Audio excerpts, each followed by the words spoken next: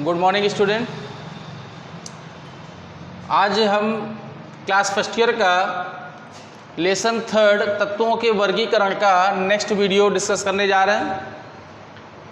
Last video में आपने Dobereiner का त्रिक नियम, अष्टक नियम और आवर्त नियम आपने पढ़ा था।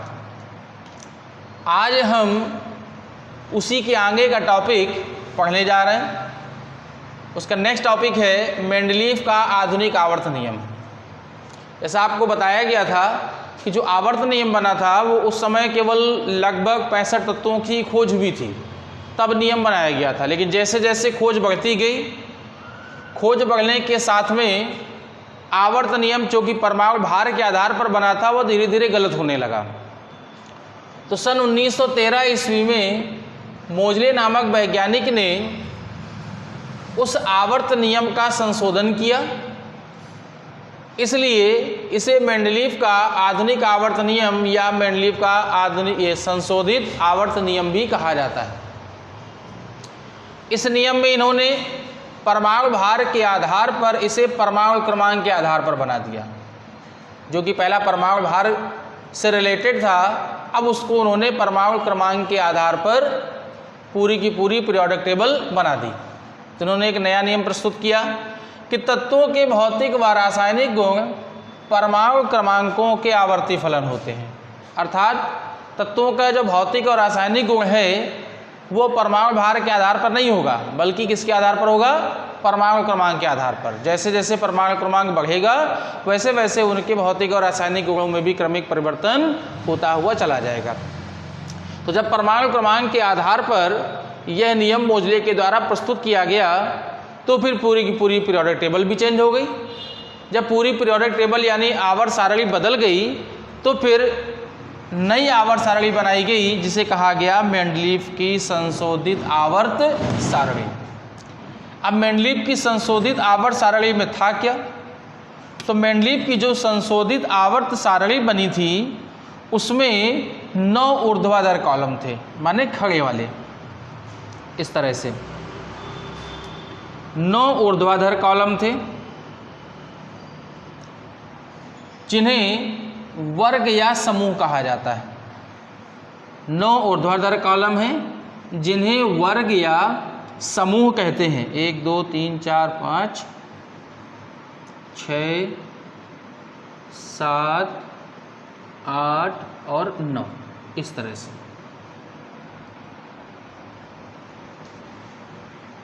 9 ऊर्ध्वाधर कॉलम। अब इन 9 ऊर्ध्वाधर कॉलमों में से ये जो 9 बने थे,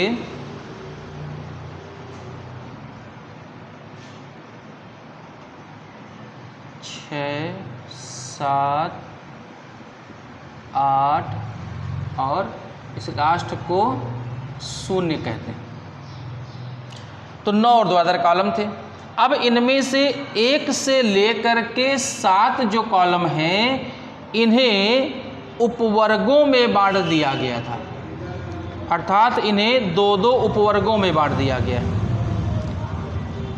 ए और बी में, जिन्हें उपवर्ग या उपसमूह कहा जाता है। फर्स्ट से लेकर के 7th तक के जो वर्ग थे उन्हें 2 भागों में बांटा गया, 2 कॉलमों में डिवाइड कर दिया गया, जिन्हें उपवर्ग का नाम दिया गया। मतलब फर्स्ट ए उपवर्ग, फर्स्ट बी उपवर्ग, सेकंड ए उपवर्ग, सेकंड बी उपवर्ग। इस तरह से 7th ए उपवर्ग और 7th बी उपवर्ग तक। 8वें वाले भाग को इसे 3 भागों में बांटा गया, 3 समूहों में इन्हें बांट दिया। और जो लास्ट 9वां था वो 0 समूह, वो सिंगल एक ही में रहा केवल। तो इस तरह से 9 ऊर्ध्वाधर कॉलम बनाए गए। 9 ऊर्ध्वाधर कॉलमों में से 7 कॉलम को 2 भागों में बांटा गया, जिसे ए और बी कहा गया, ए उपवर्ग और बी उपवर्ग कहा गया। 8वें वर्ग को 3 समूहों में बांटा गया और जो 9वां वाला था वो केवल एक में ही रहा। ये तो फर्स्ट पॉइंट की बात हुई। अब सेकंड में आते हैं। इसे 7 36 कॉलमों में बांटा गया था। इस तरीके से 7 कॉलम बनाए गए थे।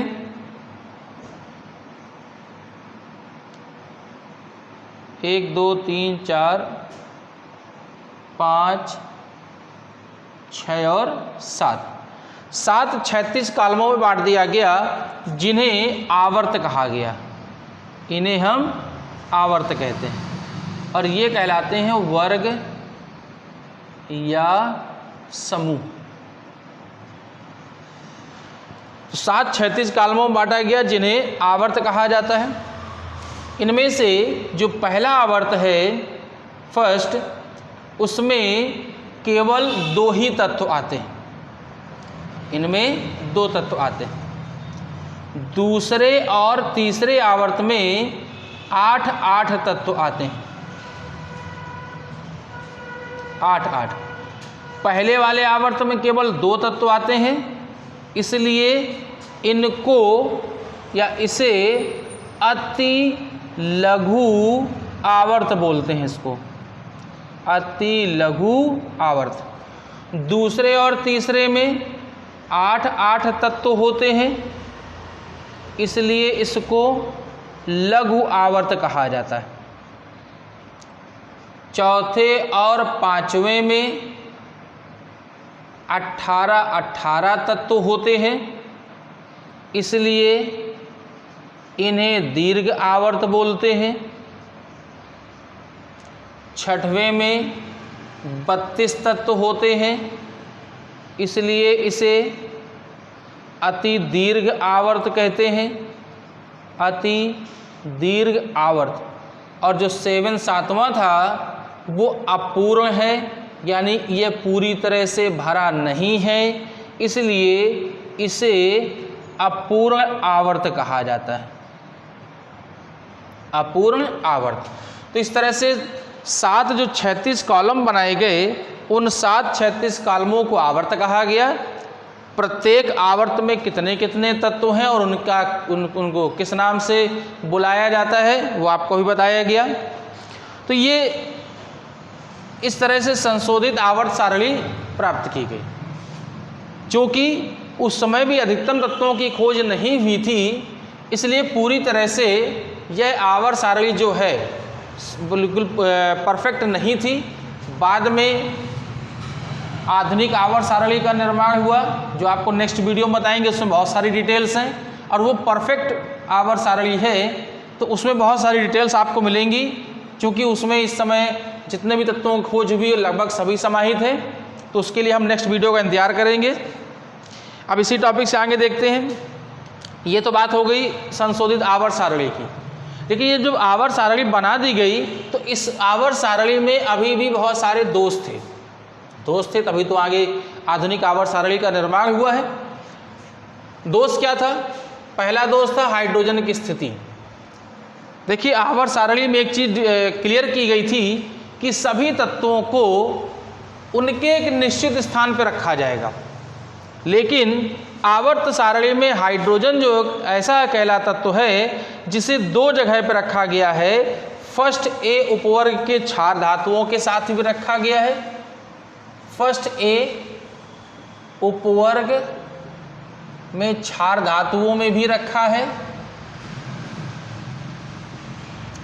और 7th ए उपवर्ग में हैलोजन के साथ भी रखा है, जो कि न्याय संगत नहीं है।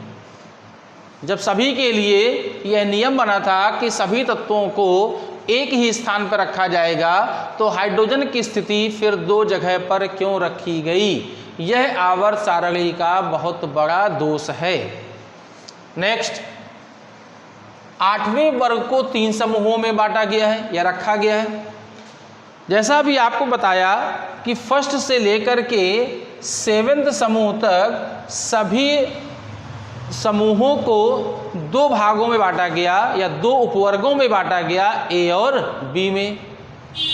उसके बावजूद भी 8वें को 3 भागों में बांटा गया, यह भी न्याय संगत बात नहीं थी। तो जो मेंडलीफ ने 8वें वर्ग को 3 भागों में बांटा, जो कि अन्य सभी वर्गों से उसे अलग करता है, तो यह भी आवर्त सारणी का एक बहुत बड़ा दोष सिद्ध हुआ।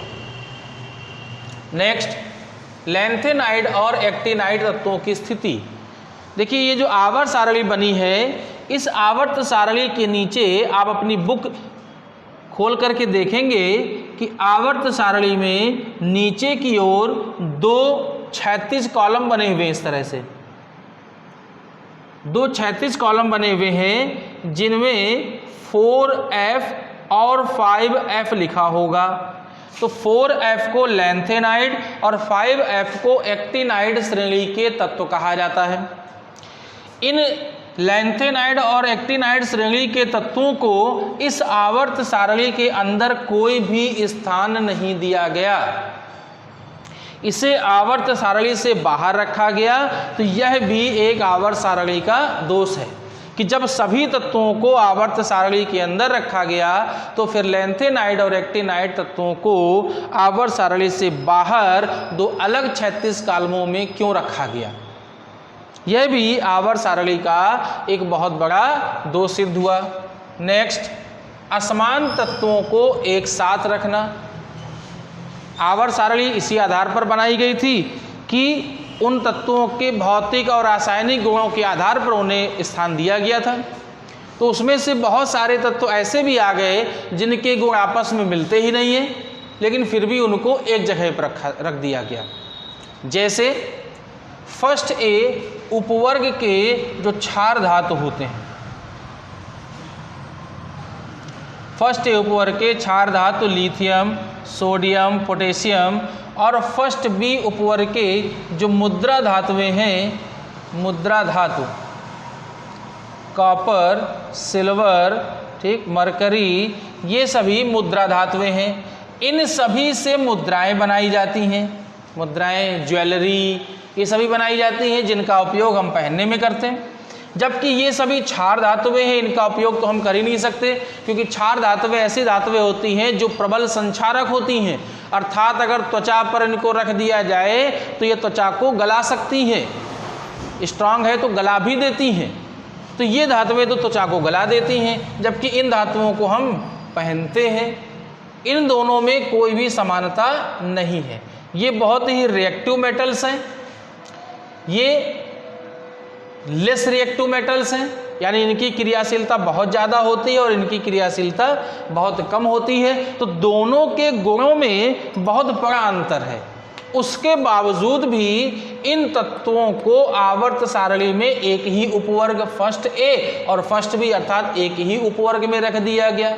तत्वों में असमानताएं बहुत सारी हैं, फिर भी उनको एक साथ रखा गया है। यह भी आवर्त सारणी का एक दोष है।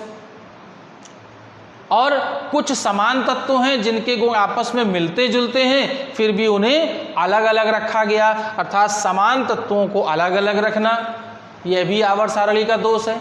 तो इस तरह से ये कुछ दोष आवर्त सारणी में निकले जिनका उत्तर नहीं मिला, इसलिए इस आवर्त सारणी को बाद में और संशोधित किया गया, जिसे बोलते हैं आधुनिक आवर्त सारणी, मॉडर्न पीरियोडिक टेबल, जिसके विषय में हम नेक्स्ट वीडियो में डिस्कस करेंगे। आज के लिए इतना ही। ये जो टॉपिक यहाँ पर हेडिंग वाइज लिखे हुए हैं, इन्हें मैंने जो बताया है आप अपने शब्दों में उन्हें पॉइंट आउट करेंगे, यानी हेडिंग डालेंगे और डालने के बाद जो चीज़ इसके विषय में बताई गई है वो आप अपनी नोटबुक पर अपने शब्दों में उसको लिखेंगे। और अगर कोई प्रॉब्लम क्रिएट होती है तो आप स्कूल से संपर्क कर सकते हैं। इसको पढ़ें अच्छी तरीके से। नेक्स्ट वीडियो के लिए हम नेक्स्ट डे आपसे मुलाकात करेंगे। तब तक के लिए हैव ए नाइस डे।